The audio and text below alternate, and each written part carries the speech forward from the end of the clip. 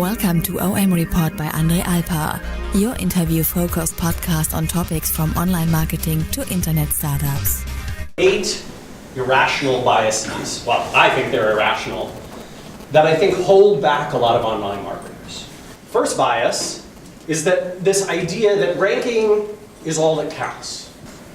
Click-through rate is biased by a lot more things than just ranking position. It is true that, generally speaking, a higher ranking is well correlated with getting more clicks, more traffic.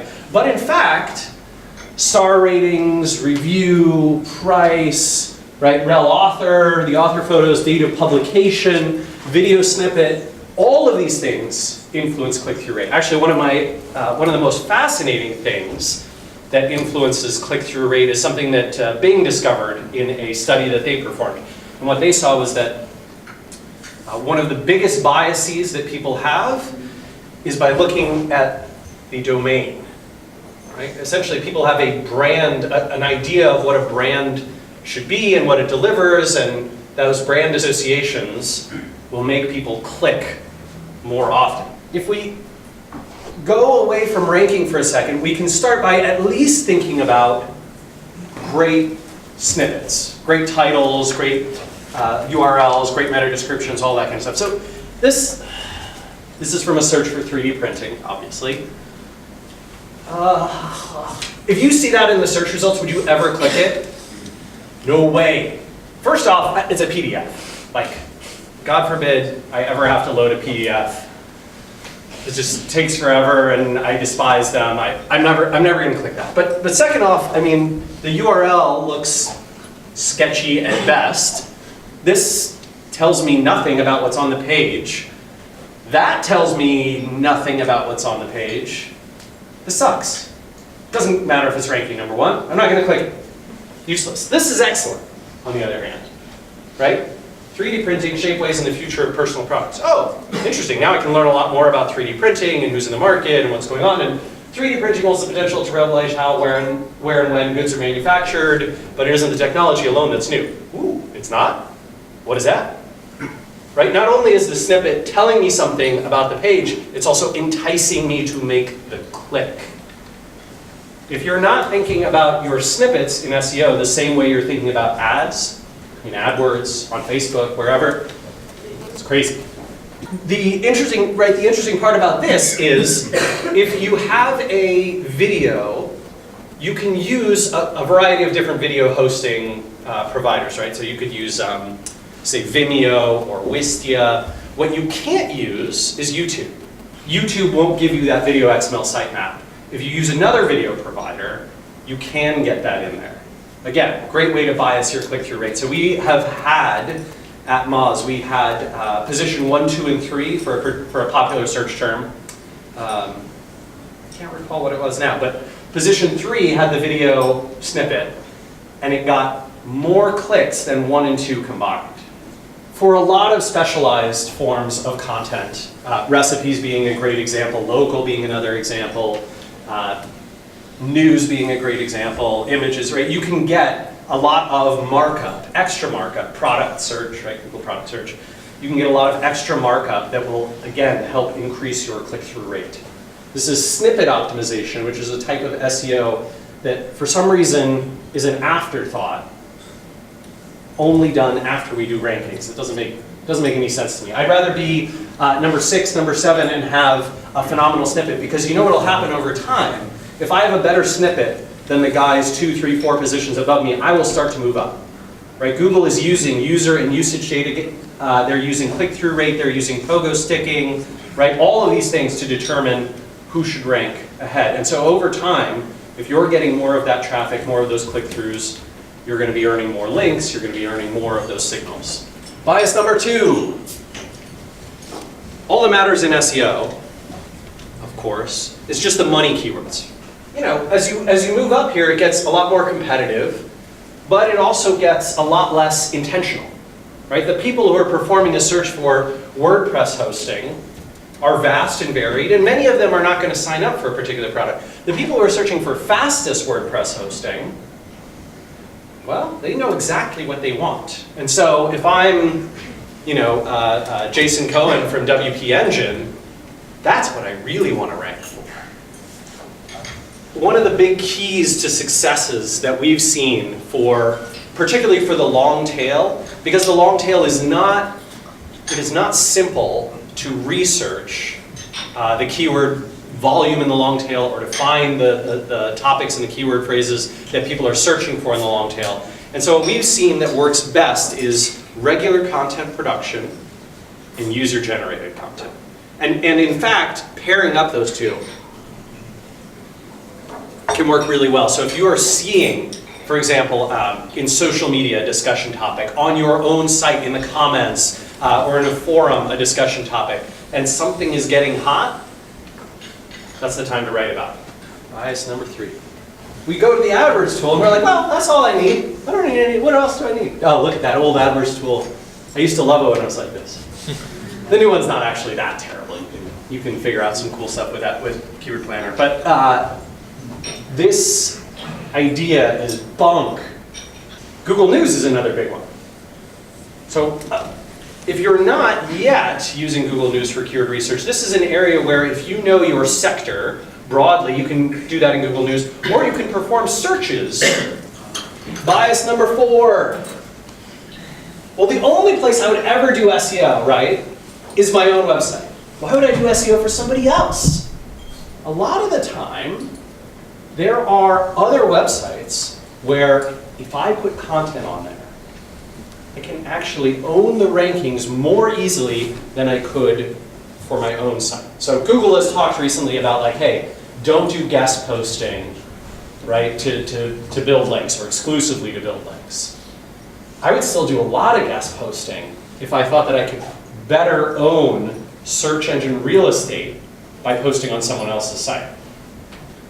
Dominating SERPs. This is, again, something that we really like to do at Moz, and I think a lot of folks who have essentially some proprietary claim to a keyword or really want to own that keyword real estate, they can't just do it with their own site, but I get Mark Collier from Open Algorithm writing about domain authority, I get the video results, I have Distilled writing about, like now I can really own all of the search real estate around this.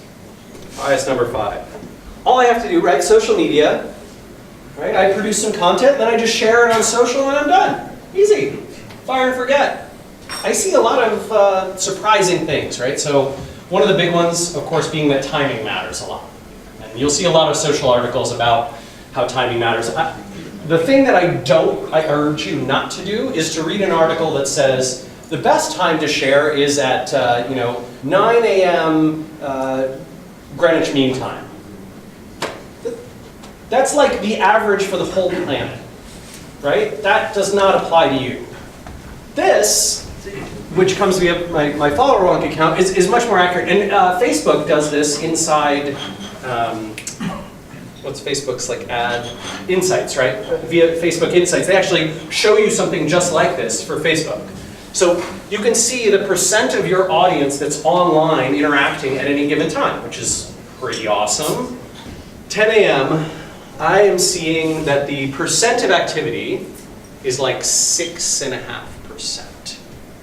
So what this tells me is if I share a link, and I have, I don't know what it is, like 150-ish thousand followers or something on Twitter right now. If I share a link and I get 1,000 clicks, I used to be kind of sad about that. You're like, what the hell, man? Less than, 0.1%? That's just pathetic. Totally tragic. Less than 1% are seeing it. But if I know that only 6% of my followers online, I go, oh, actually, I'm capturing 15, 20% of the addressable audience who's online right now. And by the way, that's probably different people than the people who are online here and here. And so if I'm not sharing multiple times, I know that I'm likely missing out on my audience. Social media is so temporal in nature that this is the case. Now this is really true for Twitter. This is less true for Google Plus and Facebook, where you probably don't want to share something 3, 4, 5 times, maybe twice at the most. Bias number 6. SEO, as all good SEOs know, is just about figuring out, reverse engineering the algorithm, and then getting the best fit. All right, I used to get the most value when I did SEO consulting was just making pages accessible. Just getting people's pages to be crawled. And to be fair, this is still highly useful today for a lot of websites, embarrassingly. And then, building links to individual pages, doing some on-page optimization, creating content that people want to consume and share, and optimizing metadata and schema and rich, the very few rich snippets that did exist pre-2009. But sort of around that 2009, 2010, 2011 time stream, it really shifted, right? It became this world of, boy, the people who do content marketing really well and content strategy, who build stuff that people have a natural desire to share, have phenomenal return, right? And this is, I think this has been a challenge for a lot of SEO consultancies and agencies, is that they now feel like they're overlapping with creative agencies, with branding firms, right, with in-house marketers, more so than in the past. And that's sad, because I think that we should be working together with those folks. And in fact, when it's done most effectively is when both sides of those equations come together. And then still making pages accessible and optimizing. But building links, right? Especially the building rather than earning process, the going out and like getting links one by one, or buying links, or bribing people for links, or whatever it is. It can work temporarily, and then it can burn down your whole damn site, and you have to spend months or years trying to get it back in the index, and it's not worth it anymore. Bias number 7. Increasing traffic is always hard. It's always a slog. It always takes a long time and a ton of effort. Well, actually, even in the age of a much more advanced Google, we see a bunch of stuff that's really simple that works. And REI did this very simple thing, right, where they improved their page speed slightly by I think it was, minus 1.5 seconds. And what did they see? Their crawl rate increased massively, their traffic increased, their user happiness increased, their conversion rates increased, their links per URL over time increased, their shares per URL, everything. Just, it all got a ton better from a relatively simplistic change. And a big part of that was them moving to a CDN and getting a great cache and doing some on-page optimization, some site speed specific optimization, mostly for their e-commerce product pages. Retargeting. And the value that we get from retargeting is better than the value that we get from any other paid advertising channel. That includes affiliate, that includes paid search, shockingly. That includes all of our social advertising, any offline advertising we do, any sponsorships. Retargeting can very much help with that. It can be like, hey, remember that site with the nice looking robot that you saw the other day? All right. This one, so most people are doing a little bit of this, right? Sharing to their networks. The one that, for some reason, I don't understand is people not sharing their content to Google+. Like, that is not a hard thing to do. And you realize that everything you share to Google+, all the people who follow you on Google+, if they ever do a search related to that, even with like 1 or 2 words matching the title, your site will rank. And my last bias, conversion rate optimization, going in a different marketing tack for a sec, is all about testing variations of content and design, right? We want to see if the green button works better than the red button. That's CRO. The challenge is like, what if this is not actually our problem? What if this is not causing lower conversion rates at all? What if the problem is my post content? What if my posts suck and people don't want to read them? Then subscribing via email, I can make the very best call to action in the world, and people are like, yeah, man, I was very compelled to click that, except your writing sucks. And so I don't want to get that in my email. The conversion decision, the things that go into a conversion decision are massively broad and incredibly complex. And it is not just about the call to action specifically. It's not just about your checkout process or your button or your lander. It can be, whether people like and trust and know your brand. It could be the design itself. It could be their historical experiences, the social proof, the associations you have, your price, your process, whether you have word of mouth, the amount of pain and effort required, all of these things. This was a few years ago now. So we asked people who had never taken a free trial of Moz's software, we asked them, well, what are you seeking from us? And what brought you back? What would make you more likely to sign up? Right? So these are people who took a free trial but didn't convert. We asked them, well, what made you take that free trial? What objections did you have to taking a free trial and how did you overcome them? What caused you to cancel? What would have made you stay? Right? We asked the people who took the free trial and stayed customers for a long time, well, what was the initial thing that made you want to try us? What objections did you have? How did you overcome them? What's been most valuable? Have you had success with Moz? And if so, can we share? Asking these questions produced a process that totally revolutionized Moz, right? And in fact, made us a tremendous amount more conversions and dollars. We ask these questions for two reasons. Number one, to gain a deep understanding of what makes buyers buy. Number two, determining what is it that made some qualified visitors, meaning people who are just like, or in a lot of ways just like the people who did buy, what made them not buy? And then you build your landing pages on the answer to those questions. What I do is I flip the question on its head. Like, I'm not sure about Germany's use of Google Plus yet, but in the US, it actually has more monthly actives than Twitter, right? So technically, Google Plus's users is higher than Facebook's, right? It's multiple billions, like there's a 1.7 billion or something who are, opted in, right? Like through YouTube, through Gmail, all this other stuff.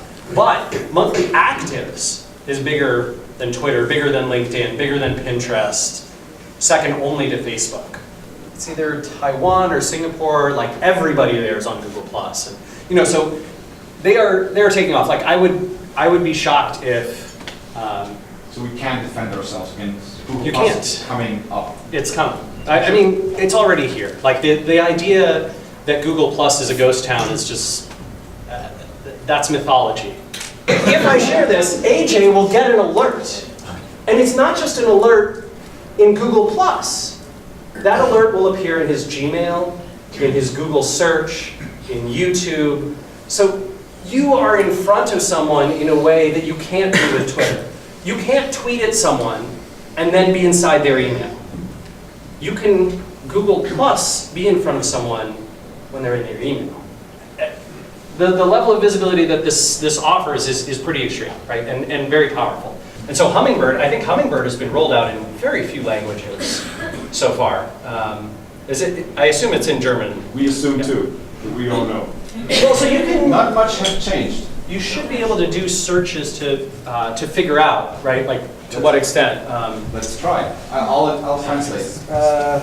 So basically, what you'll see is you will see essentially instead of a lot of keyword matching, you'll see a lot of intent matching, right? So like this one, I mean, one of my terms is in there, right? Like that's. Well, okay, on the page, but I'm just saying, like, you wouldn't. In the title is what you would expect to see for such a popular query. And so Google, generally speaking, right, pre-Hummingbird, this would have been all the pages that are in the title exactly talking about the best bank interest rates, and they have anchor text pointing to those pages with best bank interest rates and all that kind of stuff. Now it's much more them trying to identify the top pages. Right? So this is the type of thing I would have expected to see.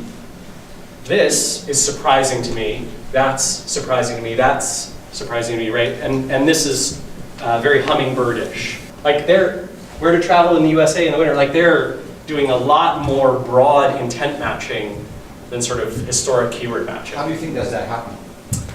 So part of it is data. Part of it is semantic connectivity. Part of it almost certainly is search user behavior, right? So like what types of things they see people click on, or what they see people who refining searches. Exactly. And I think there's a lot of combinations of that data. But Hummingbird is, very, very big, powerful update. Hummingbird is also you don't need to do sort of hardcore old school SEO in order to rank well, right? We want to reward the best content, not necessarily the person who keyword matched best.